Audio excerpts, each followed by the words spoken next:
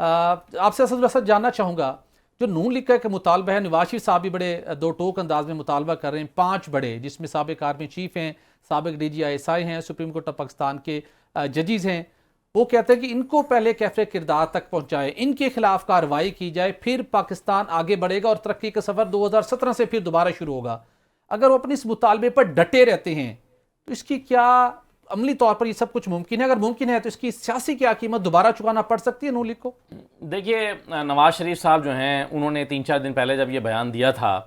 اپنے کارکنوں سے خطاب کرتے ہوئے کہ 2 جرنیل اور 4 جج جو ہیں، جب تک ان کو کیفر کردار تک نہیں پہنچایا جائے گا ملک کے مسائل حل نہیں ہو سکتے، ملک ترقی نہیں کر سکتا۔ یہ اگر تو ویسے تو آپ دیکھیں تو یہ نواز شریف صاحب کا ایک پیٹرن رہا ہے۔ 2006 میں وہ پاکستان آنا چاہتے تھے تو انہوں نے پاکستان آنے سے پہلے کہا تھا کہ جی میں کارگل کمیشن بناؤں گا۔ پھر وہ جب آئے 2013 میں وزارت عظمیٰ ان کو ملی تو انہوں نے آتے ہی کہا کہ جنرل مشرف ہے میں آرٹیکل 6 لگاؤں گا۔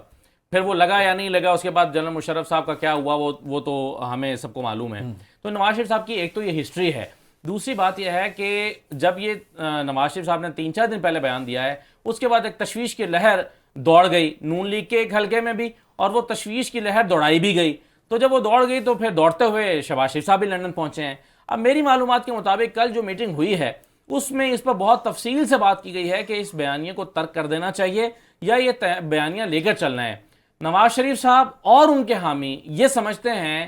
کہ اگر اس بیانیے کے بغیر واپس پاکستان جانا ہے تو پھر نہ ہی جائیں تو بہتر ہے،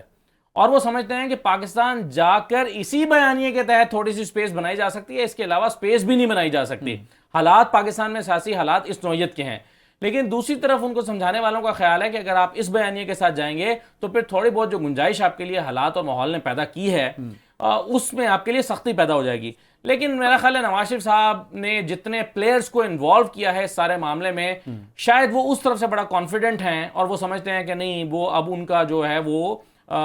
مضبوط ہے، ان کا ٹھیا مضبوط ہے، عبداللہ اور اس پاکستان طرف جس سے نہج پر پہنچ چکا ہے، ہم مزید نفرت، تفریق اور انتشار کی سیاست کے متحمل نہیں ہو سکتے۔ اگر صرف بیانیہ بنانے کی حد تک بات ہے تو پھر تو یہ بڑا خطرناک سٹیٹمنٹ ہے۔ اس سے صرف بیانیہ نہیں بنے گا، لوگوں کے دلوں میں پھر مزید دراڑیں آئیں گی شخصیات سے متعلق، اداروں سے متعلق۔ تو کیا یہ ضروری نہیں ہے کہ اس موقع کے اوپر تمام بڑا دل کر کے گرینڈ نیشنل ڈائیلاگ کر لیں، ملک آگے کیسے چلنا ہے اس کی سمت طے کر لیں، اور پچھلے جو بھی معاملات ہیں ان کو طے کر کے ونس فار آل وائنڈ اپ کر دیں؟ دیکھیں سہیل صاحب، جو بھی طے ہونا نا وہ تو الیکشن کے بعد ہونا ہے۔ پہلے تو سب کو یہ فکر دامنگیر ہے کہ الیکشن لڑنا کیسے ہے اور کس بیانیے پہ لڑنا۔ آپ دیکھیں نا، جتنے بیانیے اب تک بنانے کی کوشش کی گئی ہے نون لیگ کی طرف سے، وہ سارے بیانیے پٹ گئے۔ 2017 سے جی پاکستان کو خوشحالی، وہیں 2017 سے شروع کریں گے۔ پہلی بات تو یہ ہے کہ 2017 میں جو خوشحالی تھی وہ کیا خوشحالی تھی کہ آپ پیپلز پارٹی کی دی ہوئی ایکسپورٹس جو ہیں وہ $25 ارب سے اٹھا کر $21 ارب پہ یا $22 ارب پہ چھوڑ کے جا رہے تھے۔ یہ کیا خوشحالی تھی کہ جب آپ جا رہے تھے تو جاتے ہوئے آپ نے کہا تھا کہ پی ٹی آئی کی حکومت کو فوراً آئی ایم ایف کے پاس جانا چاہیے ورنہ جو ہے وہ بڑا مسئلہ ہو جائے گا، اور جب پی ٹی آئی نے دیر کی تو انہوں نے کہا کہ یہ انہوں نے بڑا معیشت کا ظلم کیا، فوراً آئی ایم ایف کے پاس نہیں گئی۔ وہ کیا خوشحالی تھی؟ پہلے تو یہ بیانیہ ٹھیک نہیں ہے۔ دوسری بات یہ ہے کہ اگر یہ بیانیہ لے کر آپ نے چلنا بھی ہے تو اس میں سے آپ کیسے نکال دیں گے شاہد خاقان عباسی صاحب کا وہ 1.5 سال، یہ 16 مہینے پچھلے کیسے نکال دیں گے اس میں سے؟ اور اگر آپ نے اس ترقی کا وہ سفر شروع کرنا جو 2017 میں تھا تو فائنانس منسٹر کے ذریعے کرنا نا، وہی فائنانس منسٹر تب تھے، وہی ابھی 16 مہینے وہی رہے ہیں، تو کون سا ایسا فارمولا ہے جو آپ نے دیا نہیں اپنے بھائی کو؟ بالکل ٹھیک ہے، بس ان کا تو یہ ان کا اصرار ہے کہ 2017 میں روپیہ تگڑا تھا، ڈالر کے مقابلے میں پیٹرولیم مصنوعات سستی تھیں، توانائی سمیت انفراسٹرکچر کے بڑے منصوبے ہو رہے تھے، فورن ڈائریکٹ انویسٹمنٹ آ رہی تھی۔ اینی ہو، یہ اب عوام ہی طے کریں گے 2024 میں۔